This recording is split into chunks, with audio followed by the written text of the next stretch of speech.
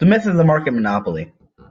I, like yourself, were taught at a very young age about the dangers of the evil market monopolists and how the government had to save us through the trust busting bravery of status unilateral powers. This, though, is a bull faced lie, so radical in its errors and claims to heroism. It sounds like a false prophet story once you have the facts. First, we will elucidate the history we were all taught. Then we can look at the economic factors as to why monopolies fail, and then we can showcase the misuse of the modern word monopoly. Firstly, the stories we hear about the monopolies of the past are largely exaggerated or are entirely untrue. Railroads are the greatest examples. In fact, many railroad companies attempted to form cartels, otherwise known as pools, to keep prices and regional dominance in their favor. These schemes, however, quickly fell apart as those who agreed to the firms found it more profitable to, in some way or another, defy the cartel standards, as ends became more profitable to compete against members of the cartel thereof.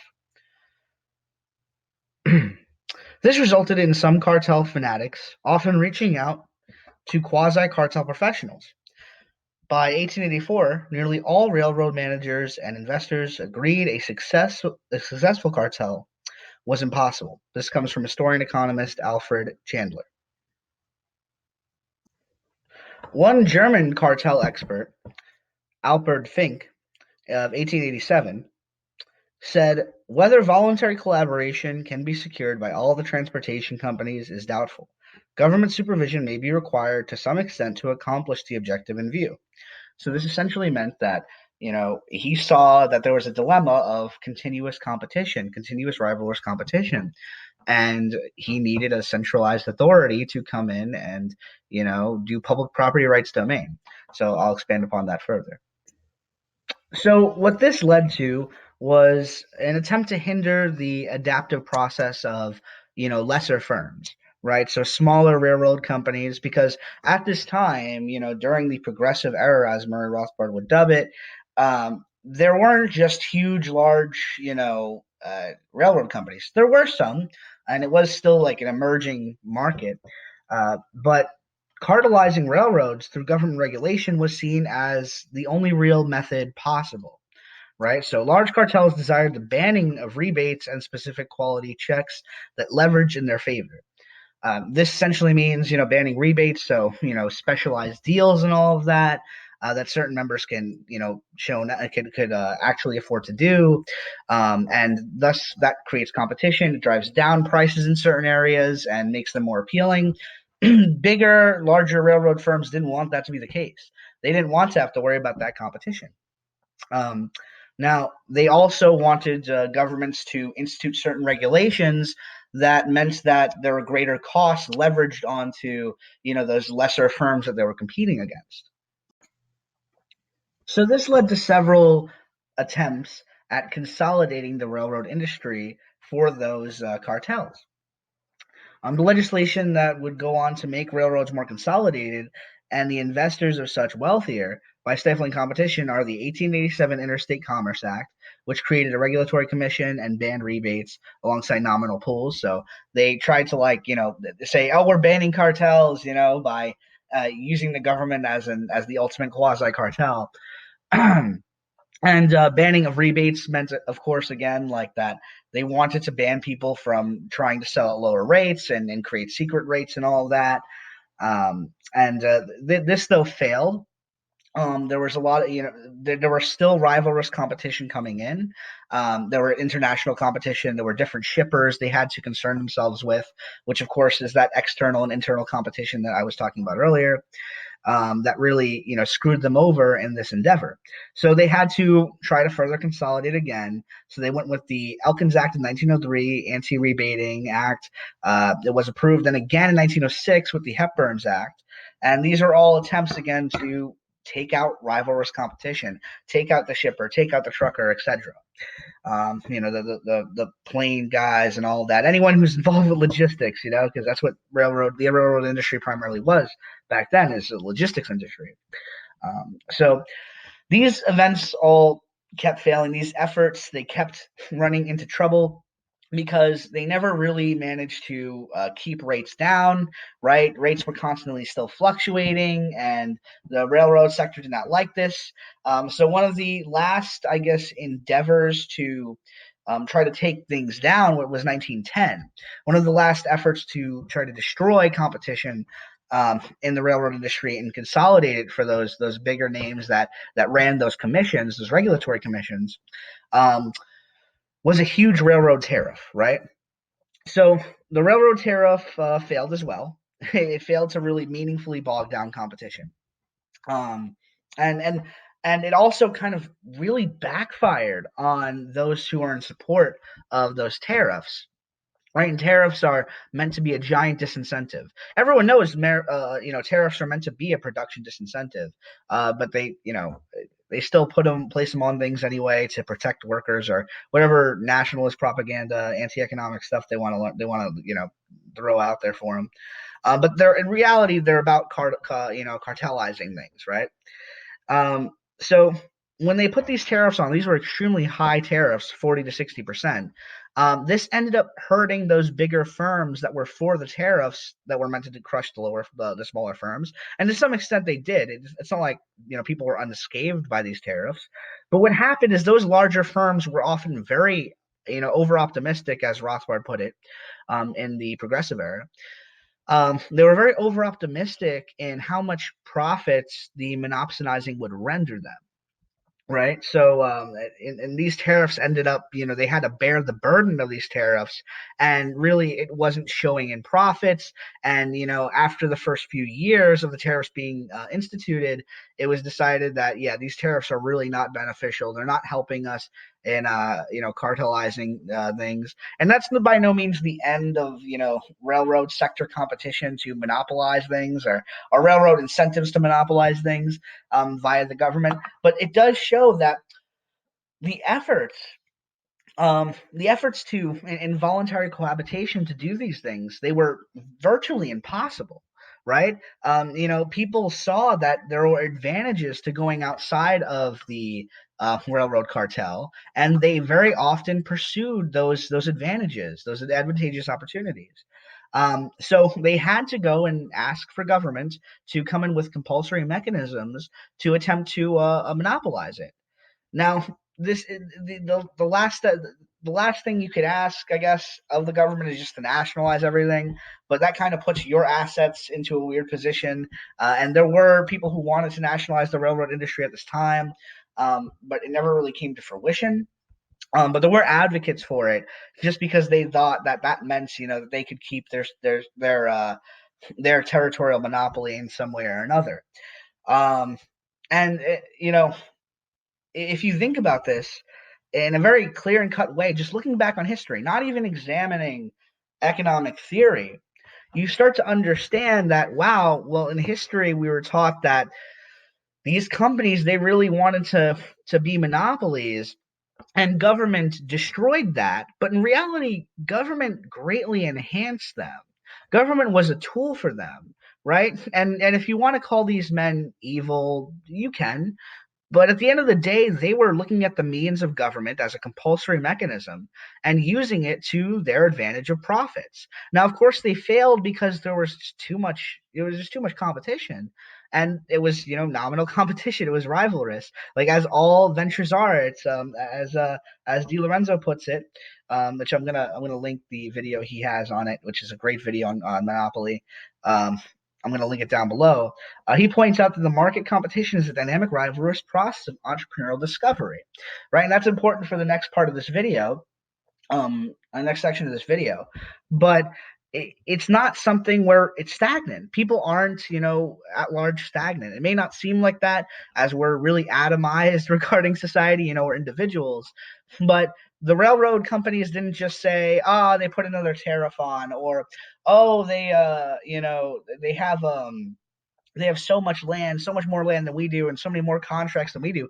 No, they were only incentivizing more economic activity, more investment in railroads, by trying to raise the price tag, and this kept dropping the price tag as a result of price theory, which if you want to check out, I have 2 videos on price theory, an introduction and then a part 2.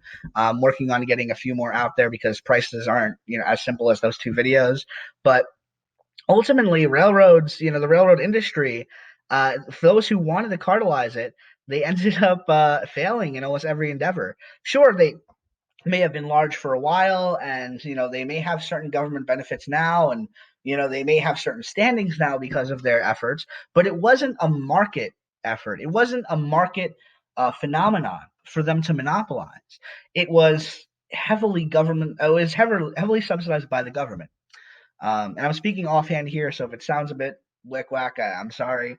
But in essence, there were many attempts by many different sectors of the economy. So there was sugar, steel, and if you read The Progressive Era by Murray and Rothbard, he goes into a lot of detail on all of these. There were a lot of efforts by companies to use government to monopolize, right?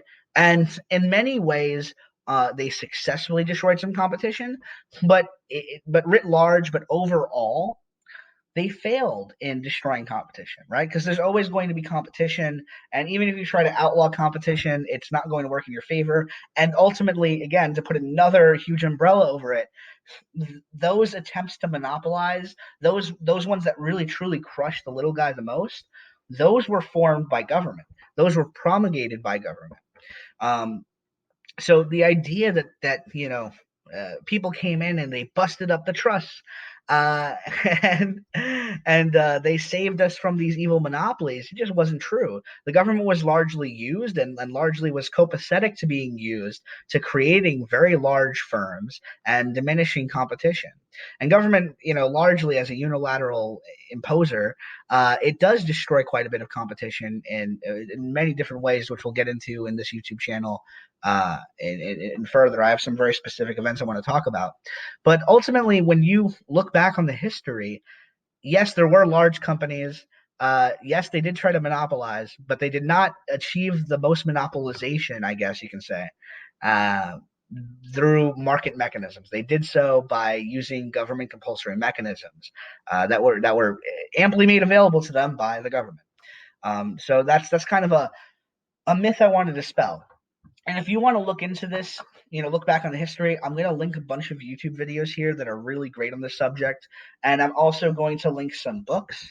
The Progressive Error by Murray and Rothbard. I know I've been citing it a lot, but it is one of the greatest books on this, especially the new edition they have out with a lot more expanded essays and expanded, basically, statistical alignments and stories that help back this up more. Um, and there's also stuff by Israel Kirzner and some other Austrian economists. I think that Lorenzo is probably one of the best Austrian economists on monopolies, but there are so many more. But yeah, so check those guys out, and we're going to get on to the second part, which is the economic laws, and it's going to be largely improvised because I've studied this a lot, and I think I can explain it rather well. So bear with me. So, very simply, I just want to break down why monopolies are very unlikely, if not impossible, via economic law. So, at the end of the day, we understand that prices are a mechanism reflecting of ordinal priorities, right? Evolving ordinal priorities, right? They're cardinal figures generated. First they're set by the entrepreneur, then they're generated by testing those prices against consumer desires, right? So if you have very high price tags, which is the aim of a monopoly, right? It's why organizations are going to try to be monopolistic, right? Is to get those high rates that benefit the investors and the owners most. Um, those high price tags are going to incentivize competition in that sector. They're going to incentivize it, right? So entrepreneurs are going to see those high price tags. They're going to see, the nominal competition in that sector, and they're going to want to compete to gain a piece of that pie, that ever expanding pie, right? And they're going to compete well if you have a high price tag, because all they have to do is justify their prices. And beyond innovating, right? Because if you innovate, you can justify your prices in another meaningful way. But beyond innovating, they can just simply decrease their prices to become a more attractive, how you say, service, right? Because we're talking about railroads specifically as a logistics service. The best way to get the most bang for your buck, to get the most consumer interest, is to make your rates more appealing, right? So you're incentivized by these nominally high price tags. So there may very well be, one company, a sole provider for in a meaningful way for some amount of time, right? But you're going to draw entrepreneurial attention to you via your price tags, right? And in whatever price tags they are, if it's 180, it's too high. If you're the sole provider, it's too high, right? Someone's going to try to figure out how to get in below you, right? Price below you to make more money or to make an adequate amount of the same, right? So, you're already going to have capital ventures coming in, and you're already going to have different capital structures built against you. When you have this high price tag, when you secure this position, if you're the one entering a whole new market, right? You're creating a whole new sector of the economy as a not monopolist, right? You're trying to be one, or inadvertently you are one. You're just incentivizing your competition to come to fruition, and it's not difficult for them. It's not going to be too difficult for them to, and to try to learn your industry, and then, drop those rates to more favorable conditions for those consumers. So it's just not the nature of the market to say, well, it's going to be a monopoly. It's going to stay there forever because you'll never be able to beat their prices. There's no meaningful information out there on, people having such low rates or such high rates that it's impossible to compete with them. There's no meaningful information out there. There's no predatory pricing information out there. In fact, I'll cite two empirical resources right now. So many pseudo economists, and I like to call them pseudo economists, but hey, who am I? Like to cite the idea of predatory pricing as a reason why monopolies would arise under said market conditions, right? Um, but there isn't much proof of this predatory pricing at all. In fact, predatory pricing is often defeated by, creative destruction and the diversification of firms. But I digress. There's some other great reading on this that proves this empirically. People from Harvard and Princeton have attempted to say this and try to find research that backs it up, but they end up coming up with nothing.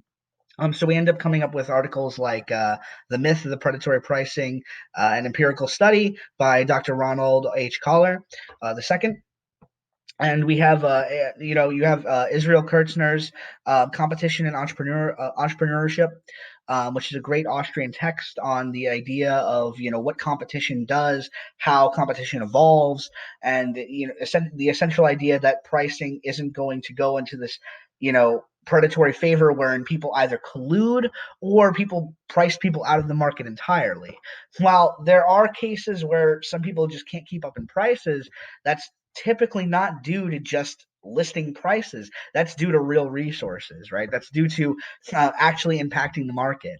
And you don't like to presume that McDonald's just has days on end, or sorry, not days, years on end to price in a predatory fashion, is assuming that McDonald's has infinite resources, or that McDonald's can just leverage liabilities continuously while their competitors for some reason can't. Which is to assume special pleading privileges for companies. There's also The Myth of the Natural Monopoly by Thomas J. DiLorenzo, which I referenced him before. It's a very good paper. He has some very good, especially like not speeches, talks about this subject. Wherein he goes into the real history of monopolies and shows that these monopolies just don't stand, or these monopolies need leverage by government subsidy or by some sort of like the government tariffs or government favors to actually stay and maintain their dominance over the market. And even then, it's not a true market monopoly. It's something that's created by compulsory mechanisms, not by voluntary collaboration and maintained just by the capitalist pricing structure, which is commonly what you hear from the socialists or communists, right? Prices work in this manner to serve the consumer best, and they end up serving the best entrepreneur the best, right? But they don't make it so it's a climb to the top. there's just one king of all sectors. No, there's a multitude of capital structures that imply internal and external competition. Right. So when you hear internal and external competition, you have to remember that the railroad company, for instance, isn't just competing against the next railroad provider. They're also competing against numerous shipping providers, right? They're competing against an entire sector of logistics, right? And there's varying degrees of investment and interest and development that are going on with all of their competitors, right? Not just the major direct competitor that we often see and think about as people, as laymen who are just like, oh, well, Walmart is competing. That's a pretty bad example, Walmart, but Walmart competing against Amazon, right? Now I'll go into them in a few minutes too, but there's more to it than that. Let's just say the railroad provider has to think about the logistics sector as a whole and has to analyze it as, okay, well, there are shipping threats to me. There are plane threats. There are airway threats to me. There are motorized threats to me. Right? It isn't just I focus on railroads, and within that, railroad companies have an internal capital structure that they need to maintain, right? And that involves steel, wood, land, right? Land and labor. And though that also begets numerous competition, right? That begets a lot of internal and external competition alone to maintain that capital structure in places where that capital structure is going to be challenged by other direct and indirect capital structures. So you don't just have one big company and then big company outprice little company constantly. It's a very immature and childish way of looking at things. In reality, prices emerge, and those prices incentivize certain activity on the part of the entrepreneur, right? And entrepreneurs are going to be motivated by prices and figure out ways how to charge more, how to charge less. And they're going to see their competition and understand that competition, yeah, it isn't really benefiting them in the sense that they're not making the most profit because they could capture more of the market, but they're going to have to innovate, or they're going to have to justify in different ways their prices to render profit and to beat out competition. The only other way to truly destroy competition is through some sort of compulsory mechanism. And the easiest one to pick is government, which again isn't the capitalist market pricing system. It isn't internal and external competition. It isn't the factors of the market at play. It's the factors of public property rights versus private property rights. So when people cite back to the idea that, oh, well, not monopolies, they have this natural tendency to emerge, right? Like a lot of neoclassical economists do, right? They're not citing back to true economic principles. They're citing back to the idea that, well, if we ignore that pricing incentivizes entrepreneurial competition, and if we ignore the fact that there's no evidence to suggest that predatory pricing maintains monopolies, and if we ignore the fact that the vast majority of monopolies observed, or quasi monopolies, like duopolies and all of that, right? If we ignore that those are a product of many government regulations, right, and government favors, then we can say that, well, monopolies, of course, tend to rise by the market. That's ignoring so much evidence and theory that directly puts the proposition and premise of monopolies in disarray. It puts it under scope, and it heats it up and burns it. And I know that's a bit of an illustration on my part there, but it really doesn't do it any favors. It doesn't do the premise any favors when people say, well, it could emerge because if we ignore this, that, or the other and assume the worst is possible, then monopolies will emerge. No, you have to, if you're going to defeat the premise of monopolies don't occur in the market order, right? They don't occur by pure market mechanisms, right? Not perfect, but market mechanisms, right? Like voluntary collaboration, voluntary investment, and incentives that are out there that people acknowledge and understand, right? If you're going to try to defeat that, you're going to have to attack, price theory. You're going to have to attack the reality of external and internal competition, and you're going to have to figure out how to explain history without without facing the realities that, yeah, well, government got involved and government ended up propping up this and destroying these prices or deflating these prices, or raising these prices artificially.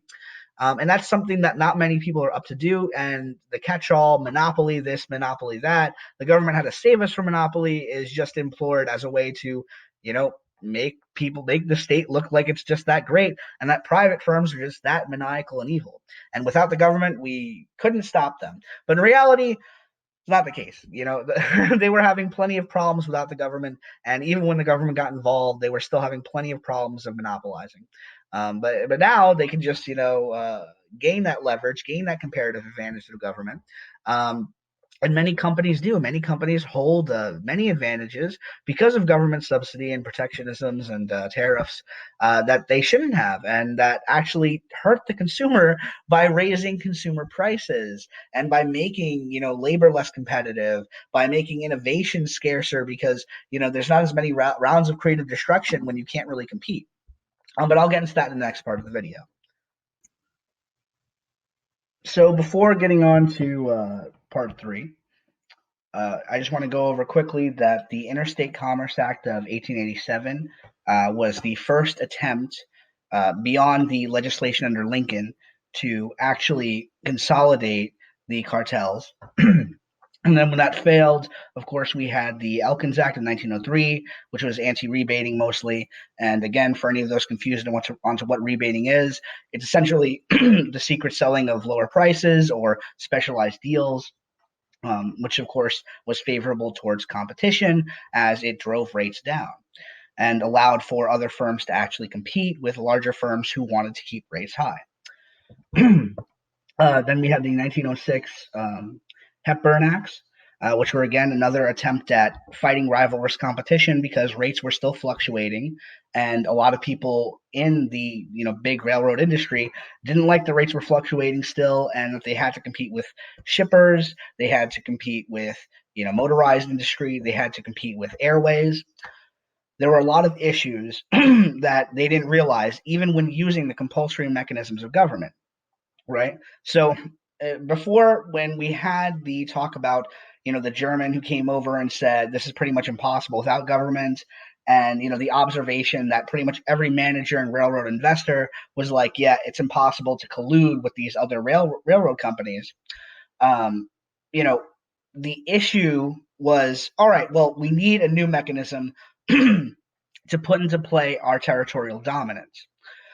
So this is, really showing us economic theory, right? It's telling us that, well, they're trying to not normalize prices, to stabilize them at a high rate, right, in favor of them. But people keep messing with people, the average consumer, right, of the logistics and industry, right, because that's what railroad is. It's a logistics enterprise.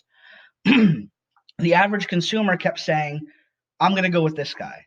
I'm going to go with shipping my product. I'm going to go with flying my product. I'm going to go with, horse and buggy or truck or some sort of car, right? As opposed to, this railway or that railway, right? And then they also had direct competition, choosing different railways over others because they offered rebates, right? So entrepreneurs were working uh, against this monopolization at the same time as some entrepreneurs were working towards monopolization, because those entrepreneurs saw it as way more profitable to beat out the cartels.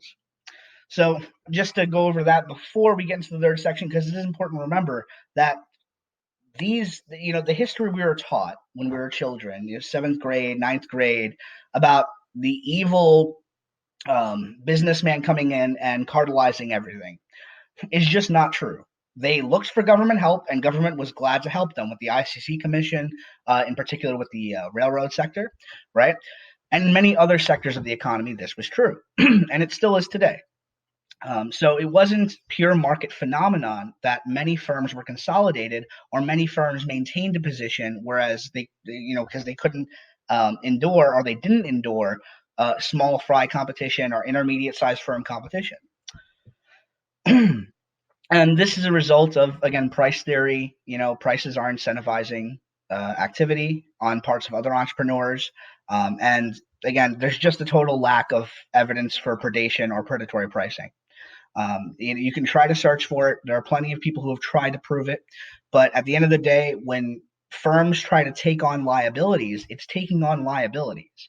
And to assume that one firm can specially, like a large firm, right, like McDonald's versus Burger King, right, to assume that McDonald's can just, it can bleed so much more than Burger King is to assume, is to say, actually, no, it's not to assume, it's to imagine that McDonald's has infinite liability or infinite liability stamina, right? And it doesn't, right? Let's say that McDonald's, for some reason, can and does have the raw materials, the capital to actually take on Burger King in predatory pricing. And it does this, and it bleeds for a few years, and then Burger King, for some reason, can't do the same. It can't mimic McDonald's in any way, so it ends up failing, right? Or Burger King's end up disappearing. Well, then as soon as McDonald's normalizes its prices, let's say, or let's say it's a sole provider now, so it can raise its prices to $100 per burger, right?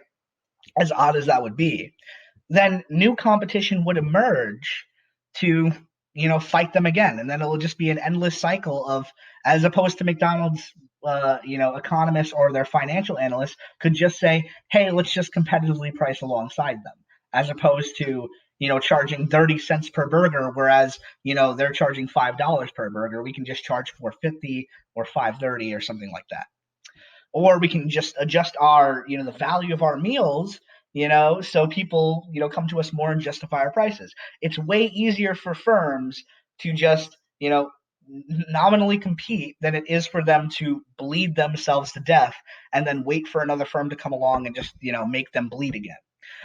It's just not smart to try to drive down those prices, and that's why there's not much history of it. And that's why I'll cite back to the earlier suggested papers. And essentially, I would just read, by Murray and Rothbard, the Progressive Era. But lastly, so we've gone over the history, we've gone over the nominal competition, and the fact that there's internal and external competition, and it's highly complex. And we've gone over what prices are incentivizing and the fact that you just can't ignore prices. I want to talk about how we use the term monopoly today, because a lot of people out there enjoy just throwing around the word monopoly. And not everyone's an economist, so it's understandable as to why people get this wrong. But it's something that can be corrected, and someone can, if you're in a debate, you can say, hey, that's not really a monopoly. You're kind of just calling it that because it's a big company. And that's the problem I want to address. It's a big company, therefore it's a monopoly. I think the perfect example of this, I have two examples, Amazon and Netflix. So, firstly, Amazon, a lot of people like to call it Amazon, it's a monopoly, it's a monopolistic corporation, it's a multinational monopsony, but this is just kind of trivial. It's more so just it's like a slang. I There's no reason to call Amazon a monopoly. Amazon is built up of many different vendors of its capital structure, all of which are independent organizations who associate with Amazon as a logistics and a marketing service. So they're not just like, they're not all Amazon, just like Walmart. Walmart's not, all the products aren't just Walmart, or like Toys R Us. Not all the products were Toys R Us. They were built of many different companies. So to assume that we just have Amazon as this ultimate huge monopoly is ignoring the fact that it's made of a bunch of different capital structures, and it primarily acts as a logistical vendor. Where it doesn't provide it does provide its own services to some extent, but it mostly just acts as a huge logistical vendor and marketer. You know, so calling something like Amazon is ignoring that internal and external competition that it faces, and the fact that it's built up and it's really comprised of a multitude of companies, multitude of firms. And I guess the last example I want to give is Netflix. To be brief about it, Netflix. A lot of people, when it first came out, and even still today, I've heard people call Netflix a monopoly, but that doesn't really make any sense. Netflix has multiple very apparent direct competitors today. It has competition in the film industry and all of that. There's so much internal and external competition there. But beyond that, it's a perfect example of something that's highly profitable that people acknowledged and then invested in because it was highly profitable. Netflix was pretty much alone before it became a streaming giant. It was competing against Blockbuster and all those other disc companies because it used to rent out digital media via disc. Now no one really does it anymore because they creatively destroyed the disc by becoming a streaming service. Now it wasn't instantaneous, but entrepreneurs of many different fields and many different companies saw that Netflix was making money this way, and they said that's the future. And those entrepreneurs organically started to compete with Netflix, and and now they're rivalrous to them. There's HBO Max out there. There is Hulu out there. There's Disney Plus out there, and a number of other companies that I don't even know the names of. Right? There's some that I'm just forgetting, but there's some out there that I'm sure I'm not even aware of. And while Netflix is still a major player, we didn't need a government edict to compete with Netflix. We didn't need someone telling us that, oh, well, we're going to need some sort of government program, or we need some sort of policy to limit Netflix and then create HBO Max. No, HBO Max emerged as a response to the profitability of Netflix. Disney Plus, hey, let's stop selling Disney DVDs on the shelves and let's start putting it into a streaming service. It was a decision made by other entrepreneurs to compete. There was no edict necessary. There was no antitrust law applied to Netflix. It was pure market competition. And to suggest that we needed that for railroads doesn't make any sense, right? Like, why are we specially pleading with goods here, right? We don't need. There was no Potatoes Act. There was no Chickens Act. There was no Marker Act or Coca-Cola Act or Pills Act, right? To make sure there was competition in those areas. There was no Personal Computer Act or Cell Phone Act. Yet we have many different firms that have come to fruition to supply that demand. And that's really an important narrative point here, because we were told some real bullshit in our history classes about monopolies, and the economics of it doesn't seem to point towards monopolies being generated by the market. And we can see even today, the empirical events of today, in very recent history, that companies they spawn in, they either do well or they don't. And if what they do is innovative, then people are going to say, I want a piece of that pie, and they start investing in it. That's how the entrepreneurial process works. That's how the market process works, right? It's not something where it's command economic order. It's emergent. It's ground up. It's meant to serve the consumer best. And if it's profitable enough, a lot of entrepreneurs are going to jump on it. I hope everyone had a great time with the video. Leave any questions in the comment section below, or DM me on ANCAP Society. It's ANCAP _society __. Have a great one, and bye.